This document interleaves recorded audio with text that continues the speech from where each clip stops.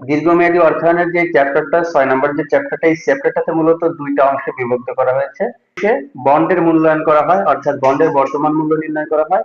আরেকটি অংশে বন্ড হতে যে আয়ের হার, সেই আয়ের হার গুলো নির্ণয় করতে হয়, তাই না?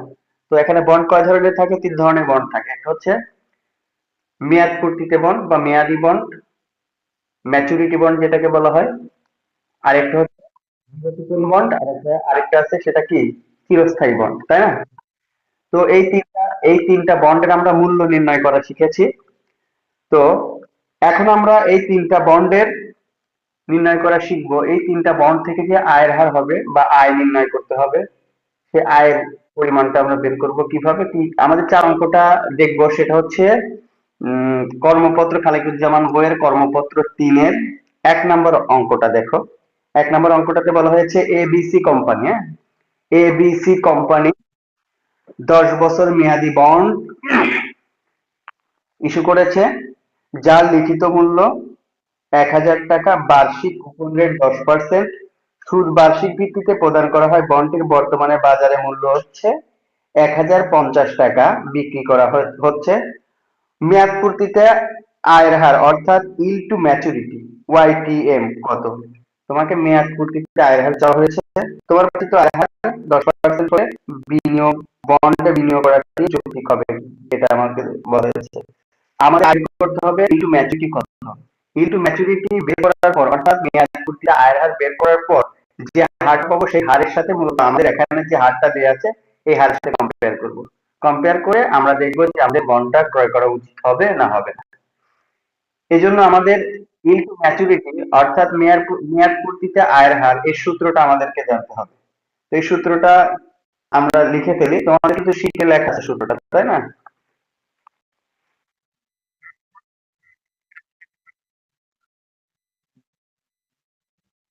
দেখো এটা আছে, এটা তোমাকে দেওয়া আছে। দেখো মেয়াদ মেয়াদ পূর্তিতে আয়ের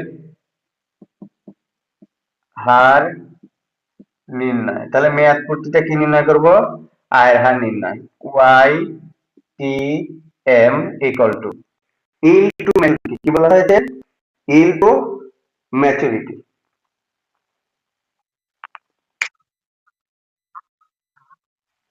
হ্যাঁ, 1 পৃষ্ঠারই শীট এটা।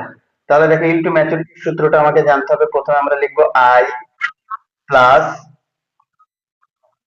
এমভি মাইনাস এনএসবি লিখবা। NSB divided by N, same জিনিস নিচে লিখবা এনএসবি ডিভাইডেড বাই 2 গুণন 100। গুণন 100টা তোমরা শেষে যেও 100টা শেষে যেও দিতে পারো। যে মনে করো যে শেষে যে আমরা 100টা দিব পার্সেন্ট আকারে, সেটা দিতে পারো, সমস্যা নেই। ঠিক আছে, যাই হোক আমরা এখন মানটা বসাই। দেখো ইল টু ম্যাচুরিটির অলরেডি কিন্তু আমরা এখানে যে মানগুলো আছে তার মধ্যে একটা মান আমাদের চেনা, সেটা হচ্ছে আই। আমরা কিন্তু যখন বন্ডের ভ্যালুয়েশন করেছিলাম, অর্থাৎ বন্ডের মূল্য নির্ণয় করেছি, তখন কিন্তু আমরা আয়ের মানটা বের করতে পেরেছি। কিভাবে বের করেছি? কুপন রেট যেটা দেওয়া থাকবে, সেই কুপন রেটটা লিখিত মূল্যের উপর কাটলে কিন্তু আমরা আয়ের মানটা পেয়ে গেছি। আমাদের এই আয়টা কিন্তু আমরা যখন বন্ড ভ্যালুয়েশন করেছি তখনও কিন্তু আমাদের আয়টার সূত্রে বা আমাদের ফর্মুলাতে ব্যবহার করা হয়েছে। তো এখানে সেম একইভাবে আমরা কি করব? আয়ের মানটা বের করে নিব। কিভাবে বের করতে হবে তাহলে বললাম, বলো তো?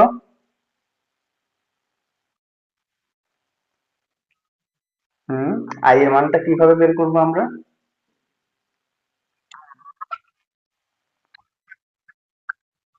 Yes, yes. তাহলে দেখো এখানে কুপন রেট দেওয়া আছে 10%। কুপন রেট যদি 10% দেওয়া থাকে, তাহলে আমাদের আই ইকুয়াল টু কত? কুপন রেট আছে কত? 10%। তাহলে 1,000 টাকা আছে লিখিত মূল্য, গুণন 10%, কত টাকা তাহলে হয়? 100 টাকা। বুঝতে পারছো কি সবাই? তাহলে আমরা এখানে আই এর মানটা পেয়ে গেছি। আমরা আই এর মান 100 টাকা লিখে দিলাম। Plus MV. এমভি বলতে বোঝায় ম্যাচুরিটি ভ্যালু বা লিখিত মূল্য। এখানে লিখিত মূল্য এখানে যেটা থাকবে সেটাই আমরা এখানে ভর করবো। লিখিত মূল্য কত টাকা আছে? 1,000 টাকা আছে। 1,000। তবে রিডিমেড বলে একটা কথা থাকে, যদি থাকে এটা সাধারণত থাকে, তো সেটুকু মনে রাখলেই চলবে আমাদের এই লেভেলে, যে এমভি বলতে লিখিত মূল্যকে বোঝানো হয়। ঠিক আছে? তো লিখিত মূল্য 1000 টাকা মাইনাস এনএসবি। এনএসবি এসবি মানে বিক্রয় মূল্য, মানে সেলস ভ্যালু।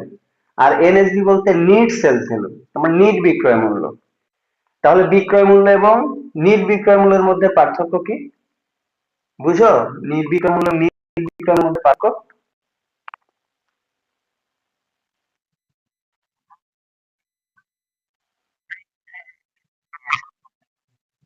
Yes, যদি কখনো কোনো বন্ডের যে বিক্রি করা হয়েছে, সেই বন্ড বিক্রি মূল্যটা তুমি যখন ধরো আদায় করতে বসে যদি তোমার উত্তোলন কোনো খরচ হয়ে যায়, একটা আদার্স কোনো কষ্ট যদি হয়, তাহলে বিক্রয় মূল্য থেকে সেই খরচটা বাদ দেওয়ার পর যেটা থাকে সেটাই হলো আমাদের নিট বিক্রয় মূল্য, অর্থাৎ এনএসভি।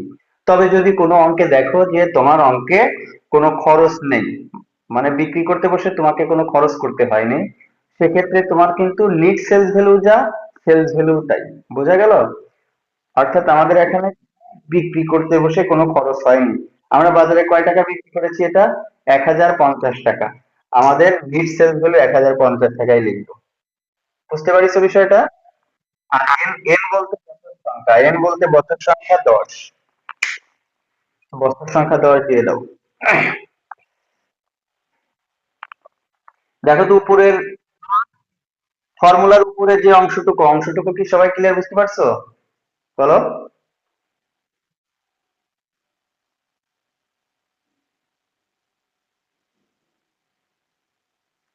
আমি কি পরের অংশটুকু চলে যাব? এখন দেখো উপরে যে জিনিসটা লেখা হয়েছে নিচে সেম সেম লেখা হয়েছে, এখানে জাস্ট মাইনাস দিছো, জাস্ট এখানে কি প্লাস করে দিবা। তার মানে কি আমরা কি লিখবো এখন? 1000, বুঝো, 1000 প্লাস 1050 ডিভাইডেড বাই কি 2। তাহলে পার্থক্যটা কি? উপরে উপরে এমভি কে এনএসবি দ্বারা মাইনাস করে তাকে এন দ্বারা ভাগ করতে হবে, অর্থাৎ বছর সংখ্যা ম্যাচুরিটি পিরিয়ড দ্বারা ভাগ করতে হবে। আর নিচের অংশকে কি করতে হবে? এমভি প্লাস এনএসবি করে 2 দিয়ে ভাগ করতে হবে। তার মানে আমাদের ভ্যালুটাকে গড় করতে হবে। গড় করে নিলাম। ঠিক আছে? এখন কত হয় দেখো, উপরে 100 টাকা রাখবা, একইভাবে 100 টাকা রাখবা প্লাস এই অংশটুকু একবারে কাজ করে দিতে পারো। কি বলো? ওই গুণন 100 এখানে না দিলেও চলবে, একদম উত্তরে যে গুণন 100 দিয়ে দিলেই হবে। 100 টেনে নিয়ে যেতে হবে না। বুঝো নাই? এখানে না দিলেও চলবে, আবার সাথে যদি টেনে নিয়ে আসো যে 100 100, একই কথা তো, দিয়ে দাও। তারপরে দেখো এখানে 1000 থেকে তুমি কি করবা? 1000 থেকে 1050 মাইনাস করলে কত হয়? -50 ভাগ 10। আর এখানে কত হয়? এখানে হয় 2050 ভাগ 2। হয়েছে না?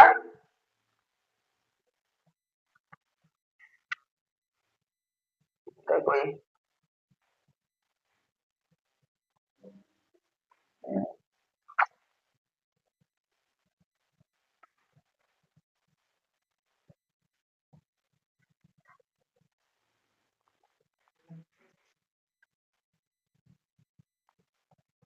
হয়েছে, লেখা হয়েছে এটা।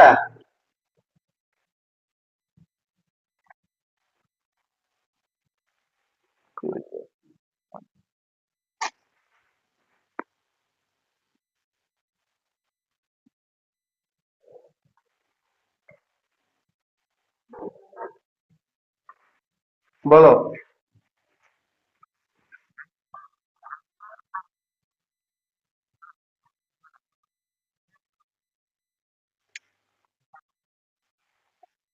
ও শীটে যেটা বলছে সেটা হচ্ছে ওই জায়গায় কপি পেস্ট করা হয়েছে, তো এই জন্য মাইনাসটা আছে, তোমরা প্লাসটা করে নাও।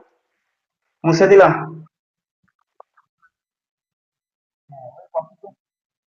কপি পেস্ট করা হয়েছে তো এই জন্য।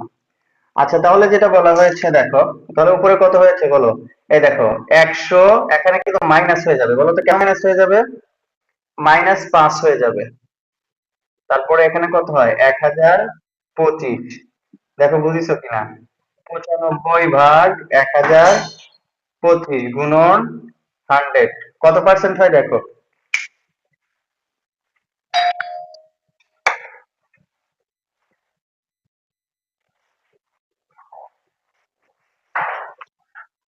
ক্লিয়ার? কত পার্সেন্ট হয় দেখো তো?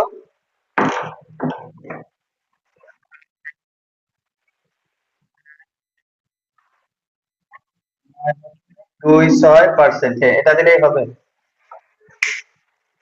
তাহলে মেয়াদ পূর্তিতে আমরা আয়ের হার নির্ণয় করা শিখলাম তো নাকি? ক্লিয়ার কি এটা? Yes.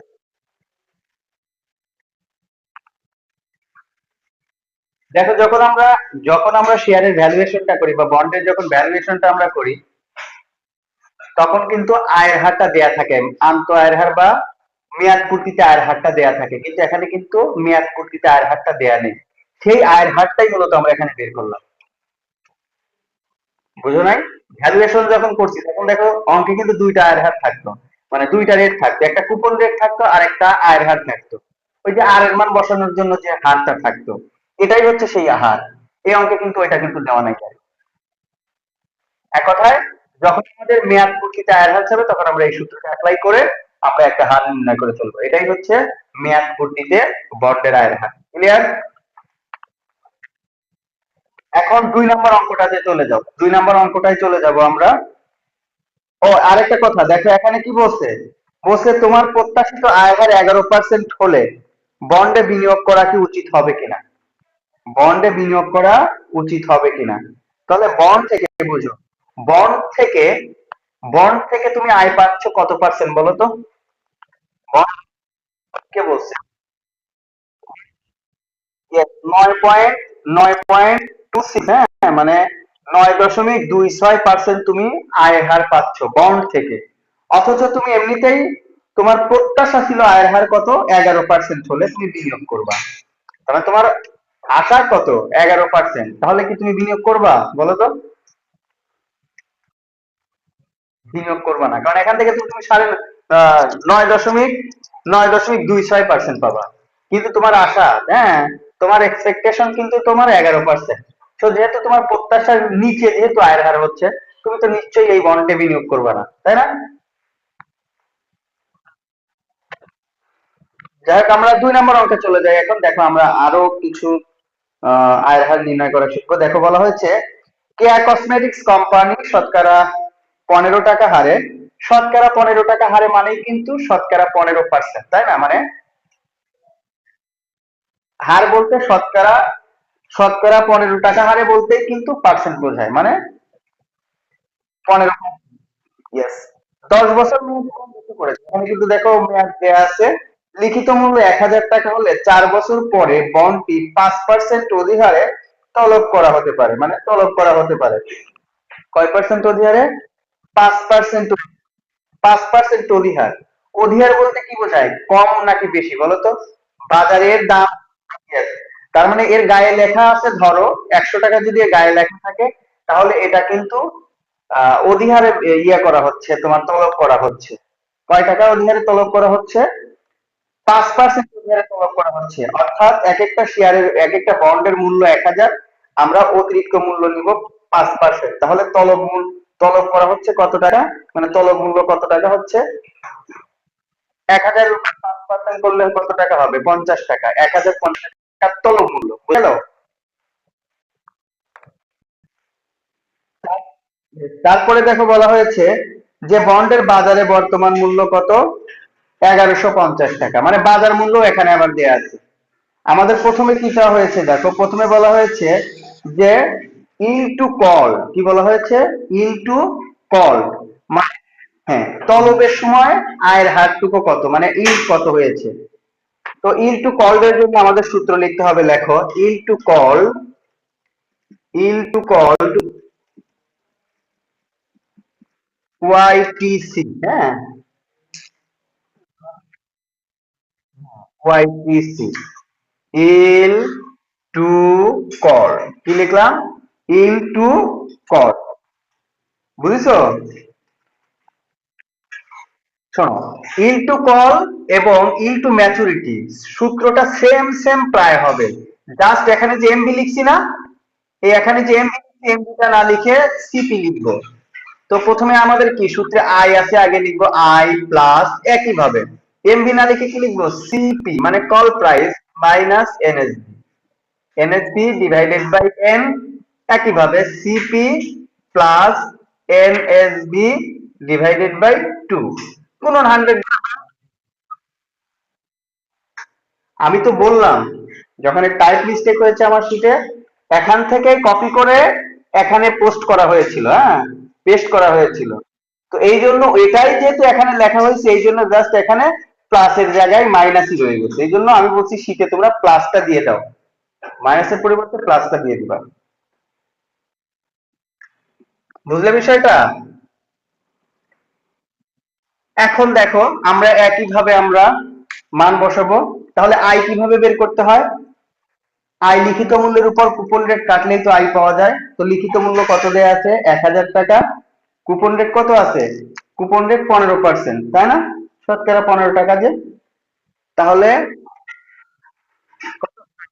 150, গুড, 150 প্লাস, ওখানে দেখো ছিল আগে এই আমরা যখন ইনটু ম্যাচুরিটি আমরা বের করছি, তখন কিন্তু আমরা এমভি লিখেছি এখানে, কারণ ম্যাচুরিটি ভ্যালুটা লিখছি। কিন্তু এখন আমরা যেহেতু ইনটু কল করতেছি, তো আমরা কল প্রাইস লিখব। বোঝো নাই? এখানে এম ছিল জন্য, এখানে এম ছিল জন্য ওখানে আমরা ম্যাচুরিটি ভ্যালু দিয়েছিলাম।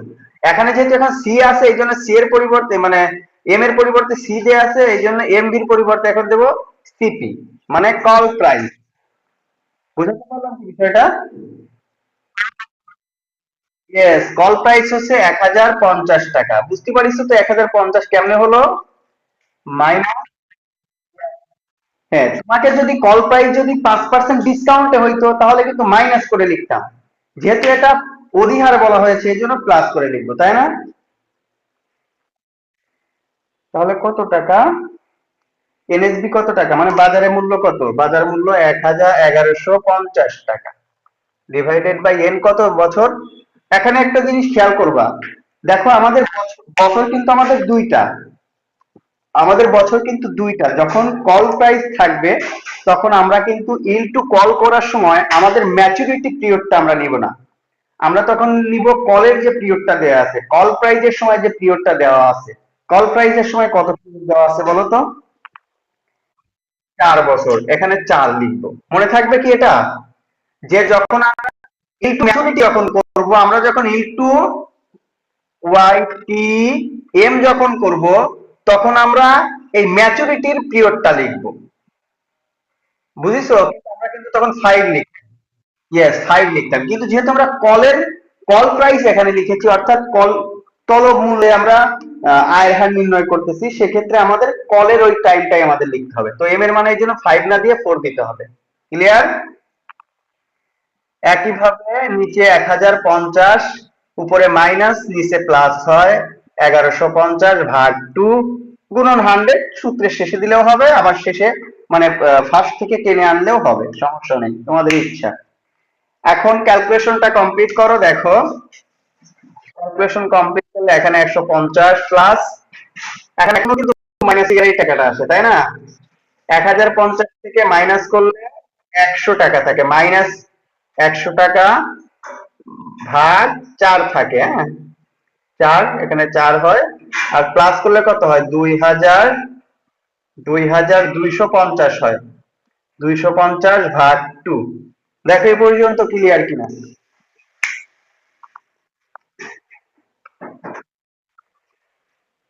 মুছে দিব উপরের অংশ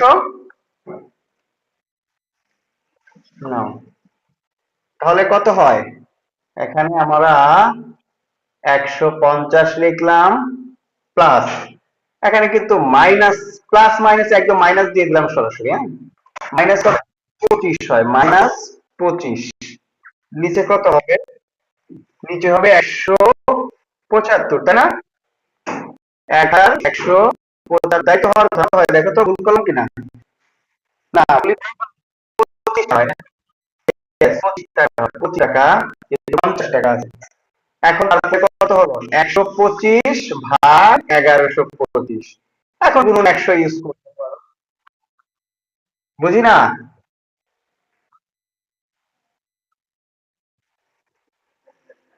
এই যে 2 দিয়ে ভাগ করবা না, 2 দিয়ে ভাগ করবা না, বুঝিনা?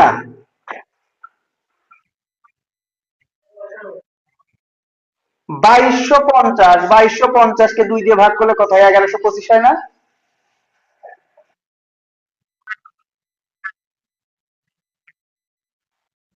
1050। ওহো, ইয়েস ইয়েস ইয়েস, এখানে তো যোগফলটা এখানে কত? ও 50, এখানে আছে এক। ও আচ্ছা ঠিক আছে, এখানে সরাসরি 2200 হয়। ভুল হয়েছে, যোগ করা এখানেই তো ভুল হয়েছে। সরাসরি 2200 দিয়ে দাও, এখানে এখানে 2200 হলে এখানে 2 দিয়ে ভাগ করলে তো সরাসরি 1100 হয়। হ্যাঁ, এখন দেখো, ঠিক আছে, গুড ধরার জন্য।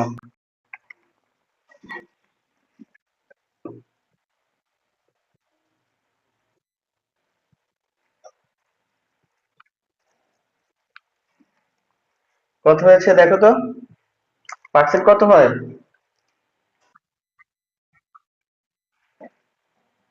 11.36%। 36%। খুব কি কঠিন জিনিস? একদম সিম্পল, তাই না?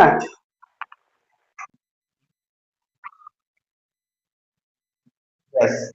পরেরটা কি বলা হয়েছে দেখো, পরেরটা বলা হয়েছে 3 নম্বর, সরি, 6 নম্বরে বলা হয়েছে কারেন্ট ইল্ড, চলতি ইল্ড। হ্যাঁ, চলতি ইল্ড বলতে এটাকে বোঝানো হচ্ছে কারেন্ট ইল্ড, অর্থাৎ চলতি আয়ের হার কত। হ্যাঁ, চলতি আয় কত পার্সেন্ট করে আয় হচ্ছে, এটা করার জন্য আমাদের সূত্রটা জানতে হবে। চলতি আয়ের সূত্রটা লেখা আছে না? লিখে ফেলো, সূত্রটা লিখে ফেলো। এটা আরো সহজ, এটা তো আরো সহজ, শুধু দুইটা উপাদান ইউজ করতে হয় এখানে। লেখো চলতি ইল্ড কি? চলতি ইল্ড, চলতি ইল্ড, হ্যাঁ, এটাকে কি বলা হয় জানো? CY। চলতি ইল্ড এর সূত্র হচ্ছে আই, কি বলো? আই ডিভাইডেড বাই NSV গুণন 100। আই একইভাবে আই বের করো, আই কত বের করেছো? অলরেডি কিন্তু বের করছো 150। NSV কত? 1150 গুণন 100 করে দাও, শেষ।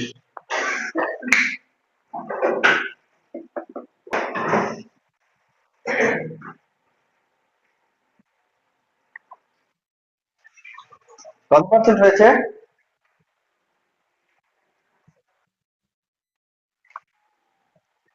13.0 কত, 4, 4%।